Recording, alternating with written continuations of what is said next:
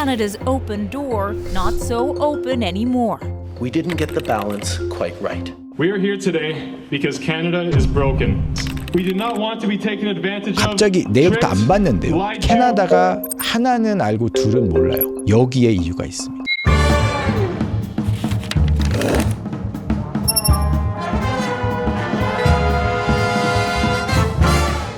안녕하세요. 조재원 변호사입니다. 이민자의 천국이었던 캐나다, 그죠? 어마어마하게 많은 숫자로 이민이 들어오다가 갑자기 최근 들어서 캐나다 정부가 급진적으로 브레이크를 걸었어요. 유학생 막겠다, 임시거주자 막겠다 하면요, 이민자들 또한 20%를 사양 조정해서 매년마다 50만 명을 적게 받는다 그래요. 최근 코비드 이후에 거의 3, 4년 안에 300만 명의 이민자를 받았습니다. 캐나다 전체 파퓰레이션은 4천만 명이 조금 안 됐었어요. 그런데 갑자기 몇 년 만에 3,900만이던 인구가 4,200만까지 올라간다, 4,100만까지 올라간다. 그렇게 이민을 장려했던 나라가 지금은 이민을 점진적으로 줄이고 임시거주자도 줄이겠다고 말을 하거든요. 도대체 왜 몇 년 만에 갑자기 이렇게 급변하게 태도를 바꾼 걸까요? 오늘은 이 점에 대해서 한번 알아보도록 하겠습니다.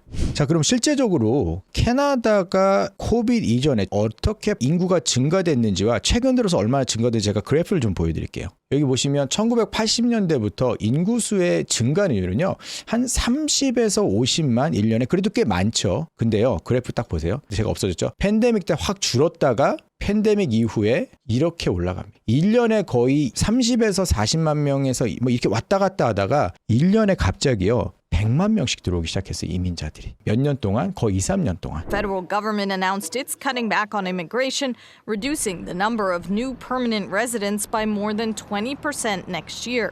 That's on top of a reduction in international student permits. Stabilize our population growth to give all levels of government time to catch up. Time to make the necessary investments in healthcare, in housing, in social services to accommodate more people in the future. 무슨 얘기예요? 좀 더 시간을 주자는 거예요. 공공기관에. 지금 주택 문제, 의료 문제, 사회복지시설 이 세 가지가 전체적으로 너무 과부하가 되고 있다는 거예요. 근데 과연 그게 이유일까라는 거죠. 왜냐하면 1년도 아니고 2년도 아니고 3년 동안 그렇게 100만 명씩 받다가 갑자기 확 멈췄다는 거예요. 그건 과연 그 이유 때문일까?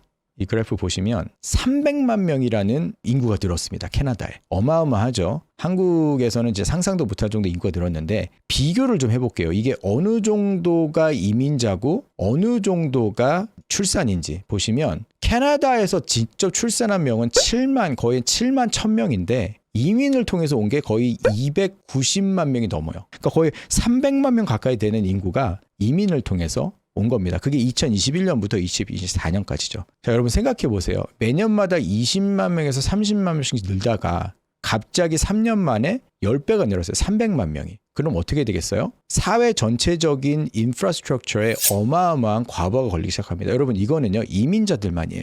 1년에 100만 명씩 들어오는 유학생들, 워킹 퍼밋 홀더는 치지도 않은 겁니다. 그럼 실제적으로 들어오는 유입 인구가 어마어마했다는 거죠. 그러면서 의료, 사회 공공시설에 과부하가 걸렸는데요. 요 하나 같이 한번 보시도록 하시죠. 자, 첫 번째입니다. 첫 번째가 주택난이에요. 이건 제가 제 유튜브 채널에서도 많이 다뤄드렸고 캐나다에 계신 분들이나 여러분들은 그냥 피부로 아마 느끼실 거예요. 주택 가격이 어마어마하게 늘었어요. 자, 보시면 2020년부터 2022년도라고 볼 수 있는 그 팬데믹 이전에는요. 평균적인 집값이 캐나다 전체를 다 봤을 때 한 55만 불, 한국 돈으로 한화로 한 5억 5천 정도였어요, 집이. 근데 갑자기 3년 만에, 한 2년 만에, 그죠? 2020년부터 2020년까지 2년 만에 거의 84만 불까지 올라갑니다. 거의 40%가 올라갔다는 거예요. 그러니까 집을 살려면 갑자기 2년 만에 한 30-40% 돈을 더 내야지만 집을 살 수 있게 된 겁니다. 이 토론토나 밴쿠버 같은 경우는요. 굉장히 더 안 좋아져서요. average house price가 거의 한 1.5배 이렇게 뛰었었어요. 그러니까 집을 살 수가 없는 거죠. 집을 살 아예 생각도 못 하는 거예요. 그죠? Can't buy anything. I can't afford the rent these days. I don't understand anymore. I don't understand how I make $34 an hour and I can't function.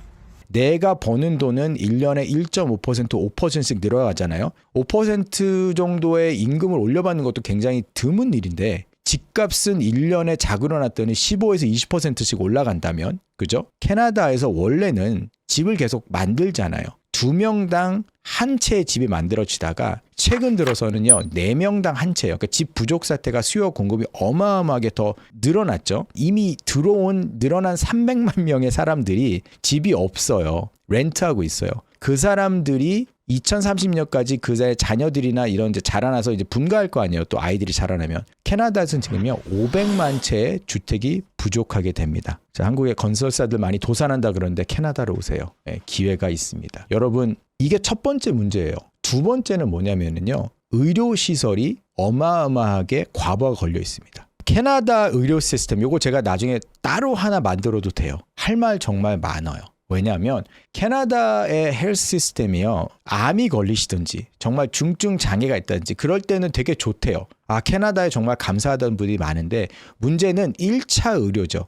한마디로 가정의들이 어마어마한 부족 현상이 있습니다. 캐나다에 2019년도에요 가정의가 9만 1,000명이었대요. 근데 2024년도에 가정의가 9만 7천 명이었어요. 아까 제가 말씀드렸죠. 캐나다의 인구가 2019년부터 2024년까지 300만 명이 늘었어요. 근데 가정의는요 약 6천 명이 는 거예요. 가정이라기보다 의사가. 그러면 이게 말이 안 되잖아요. 그러니까 지금 어떻게 돼 있냐면 2019년에는 450만 명이 가정의가 없었어요. 그러니까 한마디로 자기가 의사를 보고 싶을 때 의사를 못 보시는 분이 450만 명에서 2023년에는 650만 명이 자기가 필요할 때 의사를 볼 수 없다는 거예요. 대부분의 가정의가 없는 44%는 이민자들이에요. 그래서 2020년하고 2021년에 응급실을 평균적으로 기다린 시간이 11시간이었습니다. 서울에서는 상상도 할 수 없는 일인데 그래도 캐나다에서는 사람들이 뭐 괜찮어. 그래서 미디언이 11시간이었어요. 근데요 2024년에 대기 시간이요 16시간입니다. 캐나다는 이런 말이 있어요. 의사를 보게 기다리다가 죽을 수도 있다. 실제적으로 일어날 수도 있는 일입니다. 그러면 지금 저희가 주택 받죠? 의료 받죠? 나머지 한 가지가요. 사회시설, 공공시설의 부재인데요. 전력 공급 부족하고요. 의료는 제가 방금 말씀드렸지만 가장 문제가 생기는 곳이 어디냐면 치안입니다. 토론토 경찰이요. 2018년에 약 5천 명이었는데요. 2024년에 약 5천 명입니다. 경찰이 거의 토론토 경찰이 늘지가 않았어요. 증원이 안 됐다는 거 예산 부족으로. 제가 얼마 전에도 비디오 만들었는데요. 범죄에 대한 비디오였어요. 그때 말씀드린 게 뭐냐면 2018년부터 2024년까지 토론토의 인구가 거의 30만 명이 늘었어요. 30만 명이 늘었는데 경찰은요. 2018년도에 5천 명, 2024년도에 거의 5천 명. 증원이 안 됐어요. 근데 제가 말씀드리는 그 23명, 30만 명은 거주인이고요. 임시 거주자는 거의 1년에 60에서 70만이 들어옵니다. 그렇다면 도합해서 거의 100만의 인구가 2018년도 24년까지 늘어났다는 건데 경찰은 증원되지 않았어요. 이런 서비스의 압박이. 그래서 911 누르시잖아요. 그러면 지금 평균 대기 시간이 거의 20분이에요. 20분이 넘는 걸로 제가 알고 있거든요. 의료시설 때도 의료도 의사 기다리다가 병을 키우는데요. 응급 상황에서도 경찰을 보기가 쉽지가 않습니다. 그래서 토론토에는 요즘에는요. 웬만한 거 아니면 911 안 눌러요. 그냥 내가 해결하는 게 나아요. 그 자리에서. 교통사고가 나셔도. 암울하긴 하네요. 이거 제가 하면서도. 자, 근데요. 여러분들 좀 생각을 해보자고요. 캐나다가 세계에서 국토가 두 번째로 큰 나라고요. 이민을 꾸준히 매년마다 30만에서 50만 명을 1980년 그 전부터도 계속 받았던 나라입니다. 이민자의 나라예요. 이민자의 천국. 그러면서 팬데믹 이후에 확 급격히 줄었던 인구를 확 늘리면서 300만 명을 받았단 말이에요. 2023년까지 한 3년 만에. 근데 왜 그렇게 받다가 갑자기 지금 브레이크를 거느냐는 말이에요. 점진적으로 줄일 수도 있는데 지금 막 프로빈스별로 각 주마다 모든 프로그램을요. 노리스도 안 주고 갑자기 내일부터 안 받는데요. 준비하고 있다가 갑자기 낭패인 거예요. 왜 그러냐면 여기에 이유가 있습니다. 갑자기 여론이 안 좋아졌어요. Immigration. Let's talk about it. In the last 2 years, our population has grown really fast, like baby boom fast.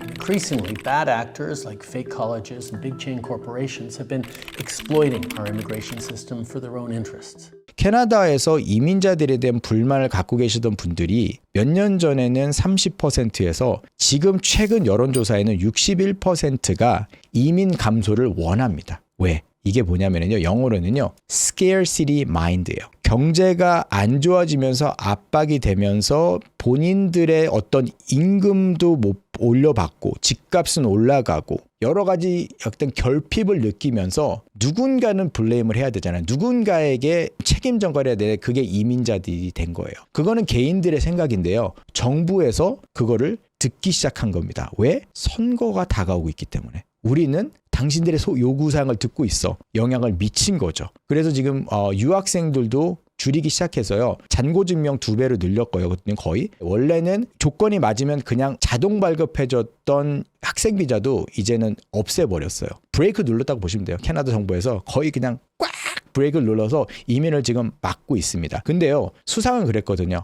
이렇게 하는 이유는 전체적인 시스템을 다시 한번 재점검하고 더 많은 사람들을 받기 위함이야. 그거에는 저는 맞는 것 같기는 해요. 지금 너무 각 주마다 각 시스템마다 과부하가 걸렸기 때문에 하는 건 맞는데 캐나다가 하나는 알고 둘은 몰라요. 이민자들과 유학생들이 갖고 오는 경제적인 그 플러스는 요인이 어마어마해요. 자, 이민자들은 그렇다 치고요. 유학생들이 올 때는 뭘 갖고 올까요? 돈을 갖고 오죠. 여러분 가장 돈을 많이 쓰는 부류가요. 학생이에요. U of T 제가 그때 한번 보여드렸는데요. U of T 1학년들 보통 사회부나 경제학부나 뭐 엔지니어링이요. 학비가 보통 59,000에서 6만 불입니다. 자, 그럼 그것만 쓰겠어요? 와서 살아야 되죠. 캐나다 토론토 다운타운 렌트비는요. 거의 상상을 초월합니다. 투베드는 거의 4,000불 가까이 되고요. 원베드도 거의 2,700불이에요. 그러면 뭐 1년에 3만 먹고 쓰고 하겠다. 그러면 1년에 한 학생이 갖고 오는 돈이 거의 캔불로 10에서 13, 4만 불일 거예요. 그것만 하겠어요. 뭐 먹고 사고 쓰지만 또 왔다 갔다 뭐 이렇게 또 비행기도 타잖아요. 그럼 에어 캐나다 타고 이렇게 되는데 자, 유학생 경제 기여가요. 220억 캐나다 달러, 그러니까 한마디로 거의 22 빌리언 정도 되는 돈이에요. 그리고 이민자들, 또한 저희도 이민자들도요, GDP에 기여하는 게 거의 60 빌리언이라는 거예요. 문제가 뭐냐면 이민자들이 와서 캐나다 전체 GDP의 3%인데 일을 할 거 아니에요. 그죠? 일을 한다 그러면 연간 이 사람들이 저희 캐나다 GDP의 그 전체적인 거에 기여도가 꽤 높다는 거죠. 이거를 다 싹 지금 날려버리겠다는 거예요. 그러면 여러분 이거 있잖아요. 하나가 막히면 버터플라이 이펙트처럼 그 유학생들을 서비스하고 있던 종사자들, 일단 첫 번째 대학들에서 일하고 있는 사람들, 식당가, 그죠? 그 사람들을 또 서비스하고 있던 어떤 뭐 서비스업들, 은행, 렌트하고 있던 부동산 중개인들. Multiple universities and colleges are now laying off staff. Educators say students will have fewer courses to choose from.